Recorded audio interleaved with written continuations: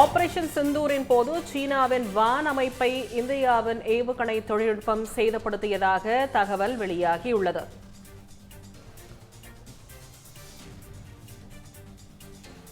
ஆஸ்திரேலியாவின் தேசிய பாதுகாப்பு கல்லூரி வெளியிட்டுள்ள 87 பக்க அறிக்கையில் இந்த தகவலானது வெளியிடப்பட்டுள்ளதாக அண்மை செய்தியை பார்த்து வருகிறோம்.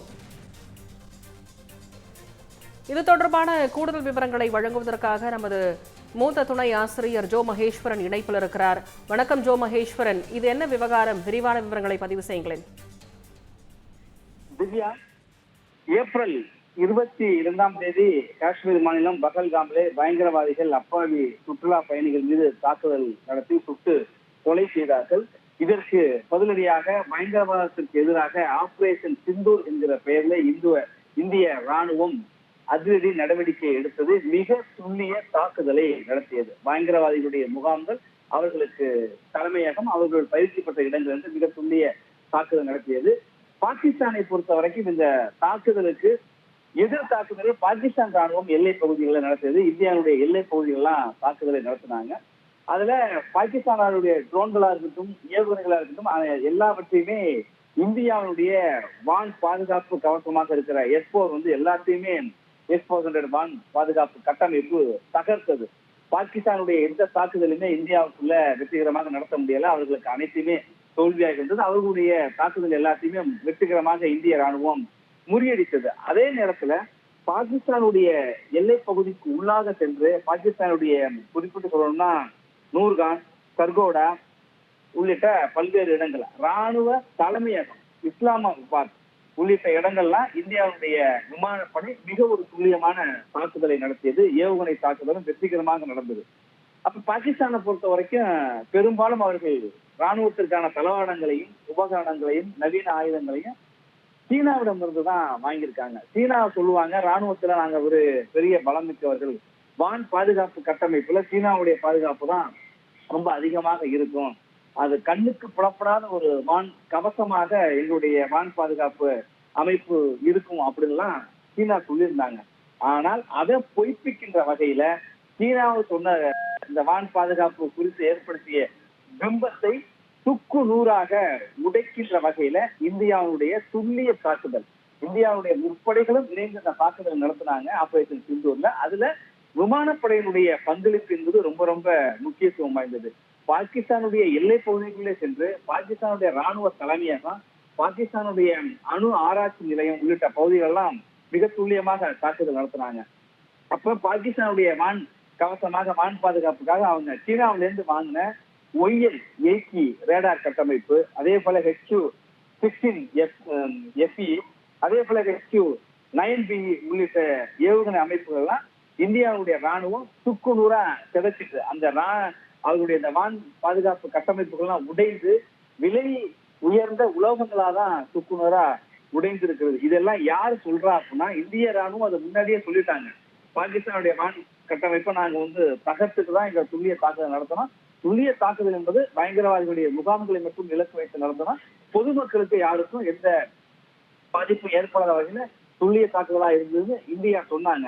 ஆனா இப்ப சொல்றது யாரு அப்படின்னாக்க ஆஸ்திரேலியாவுடைய பாதுகாப்பு கல்லூரி.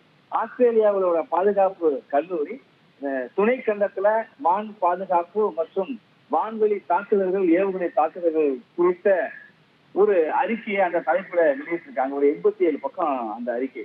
அதுல பாகிஸ்தானுக்கு சீனா விற்ற அந்த தொழில்நுட்பம் என்பது அவர்களை பாகிஸ்தானுக்கு கை கொடுக்கவில்லை. இந்திய ராணுவம் அதை முற்றிலுமாக முறியடித்து யாராலுமே வெல்ல முடியாத வான் பாதுகாப்பு கட்டமைப்பு எங்கள்கிட்ட இருக்கு அப்படின்னு சீனா சொல்லிட்டு இருந்துச்சு. ஆனால் அது இல்ல, சீனா சொல்றது தவறான தகவல் என்பதை நிரூபிக்கின்ற வகையில இந்தியாவுடைய விமானப்படை சீனாவுடைய வான் பாதுகாப்பு கட்டமைப்பை தகர்த்து எரிஞ்சிருக்கு. அந்த மாதிரி இந்த வான் பாதுகாப்பு கட்டமைப்பை யாராலுமே தகர்க்க முடியாது அப்படின்னு அமெரிக்காவும் ரஷ்யாவும் சொல்லியிருந்தாங்க. ஆனால் அவர்கள் அப்படி சொல்லியிருந்தாலும் கூட உலகத்தினுடைய வல்லரசு நாடுகளாக அவர்கள் இருக்காங்க.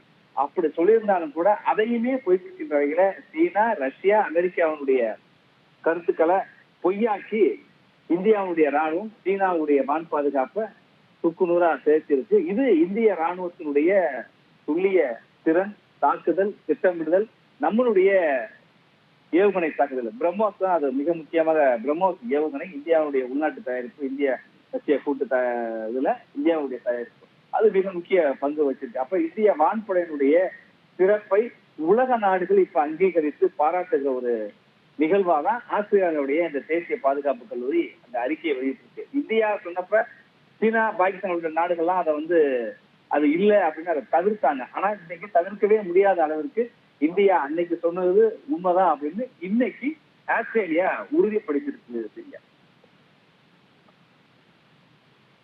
முழுமையான விவரங்களுக்கு நன்றி Joe Maheswaran.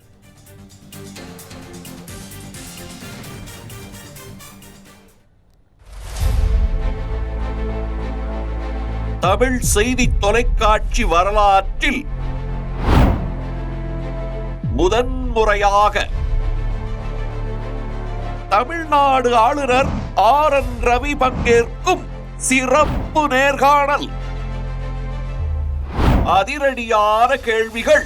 Your statements are misinterpreted and misquoted. அசர வைக்கும் பதில்கள். I wonder whether do they really love Tamil? Our Honorable Chief Minister has established 2 chairs in his father's name. I have great regard for Kalena, but no chair for Mahakavi Bharat. The Chief Minister claimed that you had insulted the Tamil Thai word. I can sing Tamil Thai Vardu much better than many of the guys who talk about Tamil. Anti-Tamil.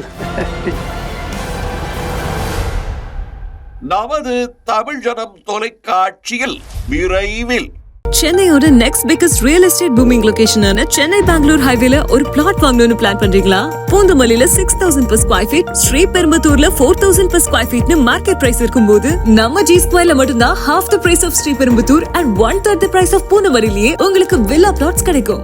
S, launching G square அட்டனா Athandalam near Savitha medical college. Early bird price of villa plots வெறும் 1,790 per square feet, அதுவும் for first 15 bookings only. For bookings call 8939750009.